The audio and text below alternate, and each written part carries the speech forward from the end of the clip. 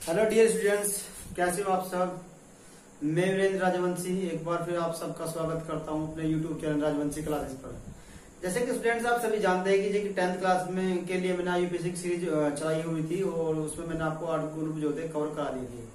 और जो आपका जो बोर्ड में क्वेश्चन जो आता है आपके एग्जामिनेशन में वो ग्रुप नंबर 8 तक ही आ जाता है। इसके लिए मैंने एक स्पेशली वीडियो भी बनाया था कि जो आपके एग्जाम में क्वेश्चन आए हुए हैं वो भी मैंने वहां पे क्या कर देता, उस वीडियो बना के अपलोड कर देता, आप सबने देख भी लिया होगा, ठीक है नहीं।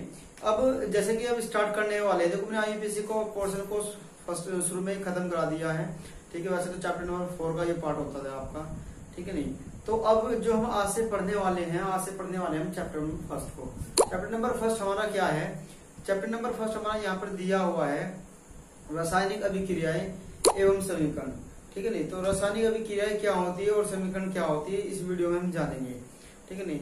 और रासायनिक अभिक्रिया के जो प्रकार होते हैं उन प्रकार को भी हम इस वीडियो में कवर करेंगे, ठीक है नहीं। करते हैं, देखो आज तो मैं कुछ इनके सारे प्रकार तो मैं आज नहीं करा सकता, लेकिन कुछ जितने कवर होंगे कोशिश करेंगे कि 3-4 हो जाए तो वो कर लेते हैं कवर, जितना तो होगा आपसे, क्योंकि वीडियो ज्यादा लंबा करना भी नहीं है, ठीक है। तो करते हैं स्टार्ट। जैसे कि यहाँ पे दिया हुआ है कि रासायनिक अभिक्रिया एवं समीकरण, चैप्टर का नाम हमारा क्या है, रासायनिक अभिक्रिया एवं समीकरण। तो पहली हेडिंग हमारी क्या बन जाती है, रासायनिक समीकरण ही बन जाती है। अब स्टूडेंट्स होता क्या है कि रासायनिक समीकरण क्या होती है जानना ये जरूरी है हमारे लिए। केमिकल इक्वेशंस क्या होती है, वो केमिकल रिएक्शन क्या होती है हमारी, ठीक है नहीं।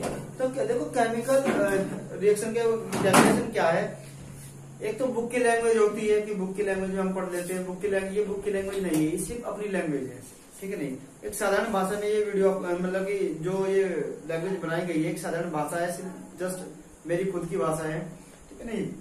तो देखते हैं इसमें क्या है कि देखो इन्होंने कहा कि जब 2 या 2 से अधिक पदार्थ क्या करते हैं, वो आपस में क्रिया करते हैं और क्रिया करने के बाद वो कोई एक नया पदार्थ क्या करते हैं, बनाते हैं। तो उस अभिक्रिया को हम क्या बोल देते हैं, रासायनिक अभिक्रिया बोल देते हैं, ठीक है नहीं। करते एक बार और कि जब 2 या 2 से अधिक पदार्थ क्या करते हैं, आपस में क्रिया करते हैं और क्रिया करने के बाद वो एक नया पदार्थ बनाते हो, तो उसको ही हम क्या बोल देते हैं, उस अभिक्रिया को हम क्या बोलेंगे, उस क्रिया को ही बोलेंगे हम रासायनिक अभिक्रिया, ठीक है नहीं। तो अब इंग्लिश मीडियम के जो स्टूडेंट उनके लिए कि जब 2 और मोर सब्सटेंस आर कंबाइंड, यानी कि आप समझ सकते हो कि जब 2 या 2 से अधिक है, इसके लिए कि जब 2 और more substance are combined to form a new product, ठीक है नहीं। तो उसको इज कॉल्ड क्या होगा, केमिकल रिएक्शन, ठीक है। तो ये इंग्लिश मीडियम स्टूडेंट के लिए था। तो ये कहने का मतलब ये है कि जब 2 हो या उससे अधिक पदार्थ होंगे वो आपस में क्रिया करेंगे और क्रिया करने के बाद क्या करेंगे, वो एक नया पदार्थ बना देंगे, तो उसको हम क्या बोलते हैं, रासायनिक अभिक्रिया बोल देते हैं। जैसे कि आपको यहाँ दिखा भी गया, देखो यहाँ दिया हुआ है मुझे कि 2Mg + O2 और बड़ा हमारा क्या है MgO, यानी मैग्नीशियम लिया और प्लस ऑक्सीजन से हमने क्या कर दी, उसकी क्रिया करा दी, तो हमें प्राप्त क्या हुआ, मैग्नीशियम ऑक्साइड प्राप्त हो गया यहाँ पर। तो ये मैग्नीशियम ऑक्साइड क्या है, इन दोनों से मिलकर बनने वाला पदार्थ है, लेकिन एकदम नया पदार्थ है, ठीक है नहीं।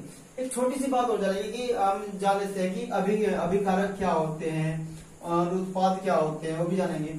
तो जो हमारे लेफ्ट हैंड पे होते हैं सभी, ये जो लेफ्ट हैंड पे होंगे उन सबको तो हम बोलते हैं अभिकारक, क्या बोलेंगे उसको हम, अभिकारक। इंग्लिश में बोलते हैं रिएक्टेंट, ठीक है नहीं। और जो हमारे राइट हैंड पे होते हैं उसको बोलते हैं प्रोडक्ट, यानी कि उत्पाद, क्या बोलते हैं, उत्पाद, इंग्लिश में प्रोडक्ट, ठीक है नहीं। तो स्टूडेंट्स ये थी हमारी रासायनिक अभिक्रिया की डेफिनेशन। उसके बाद है कि रासायनिक समीकरण क्या है। देखो रासायनिक समीकरण कुछ नहीं है, डेफिनेशन सेम है, बस यहाँ पर एक बात आपको याद रखनी है कि जो हम अभिकारक लेते हैं, जो हम सब्सटेंस लेते हैं, जो पदार्थ हम लेते हैं, उनको उनकी कुछ प्रतीकों और संकेतों द्वारा हम क्या करते हैं, उसको प्रदर्शित करते हैं, तो उसको हम क्या बोल देते हैं, उसको हम बोलते हैं रासायनिक समीकरण, ठीक है नहीं। यानी जब भी हम क्या करते हैं कि जो हमारे पदार्थ, हम जो अभिक्रिया में जो भाग लेने वाले पदार्थ हैं उनके संकेतों से क्या करते हैं, प्रतीकों या संकेतों से क्या करते हैं, हम प्रदर्शित कर देते हैं, तो उसको हम क्या बोल देते हैं, रासायनिक समीकरण बोल देते हैं। जैसे कि यहाँ देखो, अब देखो Mg का सिंबल क्या, मैग्नीशियम का सिंबल Mg होता है और ऑक्सीजन का O ही होता है और मैग्नीशियम ऑक्साइड का हमारा MgO होता है। तो हमने क्या किया, इसे सिंबल्स के द्वारा उसको प्रदर्शित कर देते हैं। ये क्या है, हमारी रासायनिक समीकरण है, ठीक है नहीं।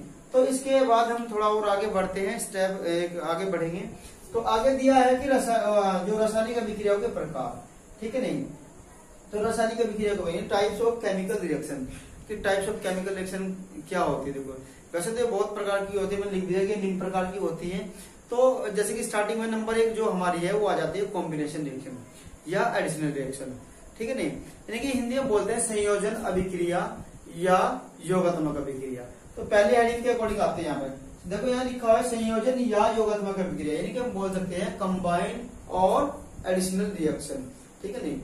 तो यहाँ पर योगात्मक के नाम से भी आ सकती है, संयोजन के नाम से भी रिएक्शन आ सकती है। तो मैंने दोनों ही नाम इसमें क्या कर दिया, यहाँ पर कवर कर दिया। इसके बाद देखो आगे देखते हैं, वह रासायनिक क्रिया। देखो ये सिंपल सी बात है, एक ही भाई इन्होंने कहा कंबाइन, कंबाइन का मतलब क्या है, जुड़ना, ठीक है।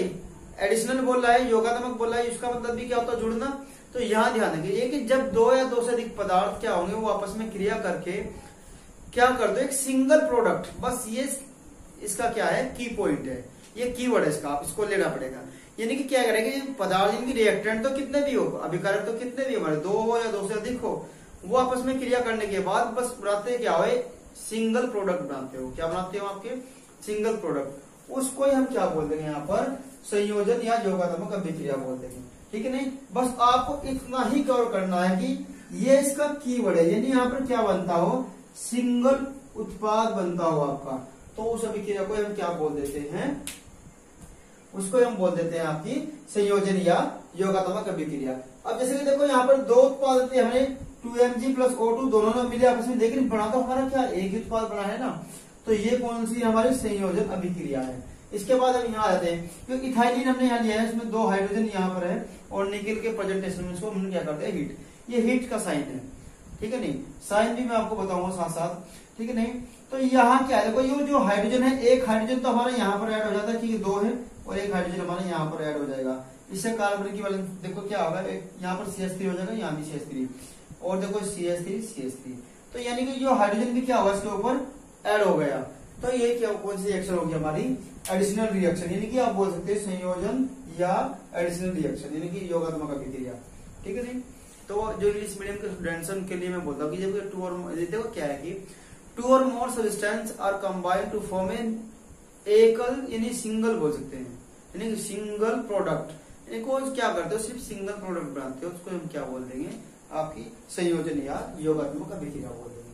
इसके बाद जो हमारी रिएक्शन आ जाती है, सेकंड जो टाइप है वो हमारा है अपघटन अभिक्रिया, यानी इसको हम बोल सकते हैं डिकम्पोजिशन। क्या बोलते हैं, डिकम्पोजिशन। डिसोसिएशन और डिकम्पोजिशन एक जैसे वर्ड है, दोनों अंतर इतना ज्यादा नहीं है, कम अंतर है, बस सेमी प्रोसेस वहां पर होता है, ठीक है नहीं। तो यहाँ पर दिया हुआ है कि डिकम्पोजिशन रिएक्शन, कि डिकम्पोजिशन रिएक्शन क्या है हमारे, देखो डिकम्पोजिशन आपने जब एडिशनल रिएक्शन पढ़ ली है, तो डिकम्पोजिशन जस्ट की क्या होती है, उल्टी होती है। वहां पर क्या हो रहा था कि 2 या 2 से अधिक पदार्थ क्या आपस में रिएक्ट कर दे, रिएक्ट करने के बाद वो क्या करते, एक सिंगल प्रोडक्ट फॉर्म कर रहे थे, एक सिंगल प्रोडक्ट जो फॉर्म करते। अब लेकिन यहाँ जस्ट इसका उल्टा हो जाएगा, ये कह रहा है कि इस रिएक्शन के अंदर क्या होगा, वो जो सिंगल प्रोडक्ट है ना, वो छोटे छोटे 2 और प्रोडक्ट्स में टूट जाएगा, यानी कि सिंपल प्रोडक्ट में और में टूट जाएगा। तो उसको हम क्या बोलते हैं, डिकम्पोजिशन बोलते हैं। डिकम्पोज का मतलब ही क्या है, टूटना। अपघटन का मतलब ही क्या होता है, टूटना। तो इसलिए अब यहाँ पे देखो डेफिनेशन क्या बनती है, डेफिनेशन आपकी बन जाती है कि जब क्या होगा, एक पदार्थ 2 या 2 से अधिक सरल पदार्थों में टूट जाता है, ठीक है नहीं। जब क्या होगा यहाँ पर कि एक पदार्थ 2 या 2 से अधिक छोटे छोटे सरल पदार्थों में क्या है, टूट जाता है, तो इस अभिक्रिया को ही हम क्या कहते हैं, अपघटन अभिक्रिया कहते हैं। यानी कि आप सिंपल सी बात है, इंग्लिश में बोल सकते हैं इसको डिकम्पोजिशन रिएक्शन, ठीक है नहीं। लेकिन सब्सटेंस तो एक है, लेकिन सब्सटेंस क्या हो रहा है, ब्रेक डाउन हो रहा है, यानी कि वो कह रहा है कि ब्रेक डाउन हो गया, वो क्या होगा, 2 और मोर सब्सटेंस के अंदर, ठीक है नहीं। तो उसको हम क्या बोल देते हैं, डिकम्पोजिशन रिएक्शन बोलते हैं। जैसे कि यहाँ पे दिखाया भी गया है, यहाँ पे क्या है, कैल्शियम कार्बोनेट आपको मैंने दिया है, और कैल्शियम कार्बोनेट को मैं क्या करता हूँ, यहाँ पर हीट करता हूँ, ठीक है नहीं। मैंने हीट कर दिया, यानी इसको गर्म किया मैंने, तो वहां पर कैल्शियम ऑक्साइड बिना बुझा चुना और कार्बन डाइऑक्साइड गैस वहां पर बन जाती है, ठीक है नहीं। तो यहाँ पर आपको दिख रहा है कि प्रोडक्ट क्या आपका जो रिएक्टर था वो सिंगल था, ये सिंगल पदार्थ था यहाँ पर, लेकिन हीट के द्वारा क्या हो गया, 2 भागों में टूट गया। तो जब ये अलग यानी कि 2 या 2 से अधिक भागों में टूट जाएंगे तो कौन सी रिएक्शन कहलाएगी, अपनी यानी कि अपघटन अभिक्रिया कहलाएगी। इसके बाद अगर मैं बात करूं, यहाँ पर दिया है PbNO3 का होल 2I, तो ये भी क्या, जब इसको हिट करते हैं तो ये भी क्या हो जाता है आपका, देखो 3 भागों में टूट जाता है। और रिएक्शन बहुत इंपॉर्टेंट है, एग्जाम में आ भी चुकी है एक बार। आप जब अनसोल्ड कवर करोगे तो अनसोल्ड में आपको रिएक्शन करने को मिलेगी, क्योंकि पेपर में आई हुई है ये रिएक्शन तभी आपकी, ठीक है नहीं। तो ये थी क्या हमारी, यानी अब तक हमने कितने पार्ट यहाँ पे कवर कर लिए इसके, यानी कि अब 2 टाइप हमने यहाँ पर कवर कर लिए हैं, ठीक है। तो जब 2 पार्ट हमने यहाँ पर कवर किए हैं तो एक बार क्या कर लेते हैं, इनकी रिकॉर्डिंग और कर लेते हैं, ठीक है नहीं। रिकॉर्डिंग करने के लिए मैंने कहा कि रासायनिक अभिक्रिया क्या है। देखो रासायनिक अभिक्रिया क्या है, जब 2 या 2 से अधिक पदार्थ क्या करते हैं, आपस में क्रिया करते हैं और एक नया पदार्थ बनता है, उसको क्या बोल देते हैं, हम रासायनिक अभिक्रिया बोल देते हैं। रासायनिक समीकरण क्या है, डेफिनेशन सेम है, लेकिन यहाँ पर क्या होगा कि उनको संकेतों या प्रतीकों के द्वारा हम क्या करते हैं, प्रदर्शित करते हैं, जो पदार्थ हम यूज करते हैं रासायनिक अभिक्रिया के अंदर, तो उसको बोलते हैं रासायनिक समीकरण। उसके बाद उसके प्रकार हमने पढ़े, प्रकार मैंने आपको बताया भी यहाँ पर संयोजन या योगात्मक अभिक्रिया। उसके बाद मैंने आपको बताया है इसमें सिंगल प्रोडक्ट बनता है, और ये क्या है कि अपघटन अभिक्रिया। इसमें क्या है आपका, ये कि सिंगल प्रोडक्ट क्या होगा, वो अन्य प्रोडक्ट्स के रूप में टूट जाएगा, यानी 2 या 2 से अधिक उसमें क्या टूट जाएगा, पदार्थ के अंदर में टूट जाएगा, ठीक है। तो करते हैं आगे जो टाइप्स होते हैं उसको कवर करेंगे भी। स्क्रीनशॉट ले लेंगे सभी बच्चे इसका, जिससे आप अपनी कॉपी बनाते रहेंगे। तो 2 टाइप हम पढ़ चुके थे। अब इसके बाद जो हमारा टाइप आता है वो नंबर 3 आ जाता है। जो थर्ड रिएक्शन है हमारी कौन सी है, विस्थापन अभिक्रिया, यानी कि इसको बोलते हैं डिस्प्लेसमेंट रिएक्शन। तो लेकिन हमने लास्ट में जो पढ़ी थी रिएक्शन, वो पढ़ी थी हमने अपघटन किया, डीकम्पोजिशन रिएक्शन। अब डीकम्पोजिशन रिएक्शन भी कई तरीके से होती है, उसके भी कुछ पार्ट्स होते हैं, जैसे उसमें अपघटन होता है आपका, विद्युत अपघटन होता है, जल अपघटन होता है, ये तो बहुत इसके टाइप होते हैं। देखो इसमें क्या होता है, जिसका भी नाम लिया उसी के द्वारा कोई भी कंपाउंड क्या होगा, वो 2 या 2 से अधिक भागों में टूट जाता है। अगर मैंने कहा कि उसमें अपघटन, ये थर्मल डीकम्पोजिशन मैंने वहां पर बोल दिया, तो यानी कि हीट के द्वारा जब कोई भी सब्सटेंस होगा वो क्या होगा, छोटे छोटे भागों में टूट जाएगा, तो वो क्या हो जाएगा, हमारा थर्मल डीकम्पोजिशन हो जाएगा, यानी कि उसमें अपघटन हो जाएगा। अगर उसने बोला जल अपघटन, यानी हाइड्रोलाइसिस बोला, तो यानी जल के द्वारा टूट जाएगा। उसके बाद अगर उसने बोला कि विद्युत अपघटन, तो वहां पे क्या हो जाएगा, विद्युत के द्वारा क्या होगा, 2 भागों में टूट जाएगा, ठीक है नहीं। तो वो तो उसके टाइप से, मतलब इतने खास नहीं है, बस जनरल जानना क्या है यहाँ पर कि जो आपका टाइप 3 है वो 3 को जान लेते हैं कि विस्थापन अभिक्रिया क्या है। इसके भी 2 पार्ट होते हैं, फर्स्ट एक तो विस्थापन खुद में, एक दूसरा होता है इसका द्विम विस्थापन, ठीक है नहीं। तो जानते हैं विस्थापन अभिक्रिया होती क्या है। देखो विस्थापन का मतलब है किसी एक वस्तु को उठा किसी दूसरी जगह पे पहुंचा देना। डिस्प्लेसमेंट अगर आप इंग्लिश में जाते, डिस्प्लेसमेंट, डिस्प्लेस का मतलब क्या होता है कि जगह को चेंज कर देना, ठीक है नहीं। तो ये भी क्या है, एक तरह की ऐसी रिएक्शन है, ठीक है नहीं। तो देखते हैं कि इसके अंदर की डेफिनेशन क्या बोलती है। इन्होंने कहा कि वह रासायनिक अभिक्रिया जिसमें परमाणु या परमाणु का समूह हो या आयन हो, वो क्या है कि उन्होंने कहा कि वह अपना स्थान क्या करते हो, परिवर्तित कर देते हो, यानी कि अपने स्थान क्या करते हो, चेंज कर देते हो। तो वैसी जितनी भी हमारी अभिक्रियाएं होंगी वो सारी अभिक्रियाएं हमारी क्या कहलाएंगी, आपकी यानी विस्थापन अभिक्रिया कहलाएंगी, ठीक है नहीं। तो हम यानी कि अब इंग्लिश मीडियम स्टूडेंट जो है कि 2 रिएक्शन क्या हुआ कि आपके जो atoms and group of atoms and ions क्या आर डिस्प्लेस्ड, यानी कि सिंपल सी बात है कि क्या हो जाएंगे, वो डिस्प्लेस हो जाएंगे, तो उसको हम क्या बोल देंगे, डिस्प्लेसमेंट रिएक्शन बोल देंगे, ठीक है नहीं। तो जैसे कि एग्जांपल आपके सामने यहाँ पे है, तो स्टूडेंट्स देख सकते हैं कि यहाँ पे दिया है कि मैं जिंक और सल्फ्यूरिक एसिड की यहाँ पर रिएक्शन कराई है। तो यहाँ पर जो SO4 है, SO4 क्या करता है, अपनी जगह को छोड़ देता है यहाँ से, और वो किसके पास चला जाता है, वो चला जाता है जिंक के पास। अब जिंक के पास आते तो वहां पर बन जाता है ZnSO4। देखो इसने क्या किया, अपनी जगह छोड़ दी, यहाँ से ये डिस्प्लेस हो गया, तो जब ये डिस्प्लेस यहाँ से हो गया तो बन क्या गया यहाँ पर ZnSO4, ठीक है नहीं। अब यहाँ पर बचा क्या मेरे पास H2O, तो ये H2O हमारा क्या हो गया बाहर, तो इसको क्या कहते हैं, देखो उसने अपनी जगह को बदल दिया यहाँ पर, तो इसको हम क्या बोलते हैं, विस्थापन अभिक्रिया बोल देते हैं, ठीक है स्टूडेंट्स। इसके बाद अगर मैं बात करूं कि दिया है यहाँ पे आयरन दिया है आपको फेरस, और उसकी क्रिया हमने करा दी कॉपर सल्फेट से, ठीक है नहीं। ये एक्सपेरिमेंट भी है 10th क्लास के लिए, आपके स्कूल में कराया गया होगा। तो ये एक्सपेरिमेंट भी है, हम क्या करते हैं, कॉपर सल्फेट का सोल्यूशन लेते हैं और उसमें आयरन क्या करते हैं, आयरन की कील जो होती है हमारी उसको डाल देते हैं। उसमें डालने के बाद क्या होता है, जब नेक्स्ट डे उसको देखते हैं तो क्या होता है, उसके ऊपर वो जड़ लग जाता है, उसकी जो शाइनिंग है वो चेंज होती है, और जो कॉपर का जो सोल्यूशन का जो कलर ब्लू था वो हमारा क्या होता है, ग्रीन हो जाता है, ठीक है नहीं।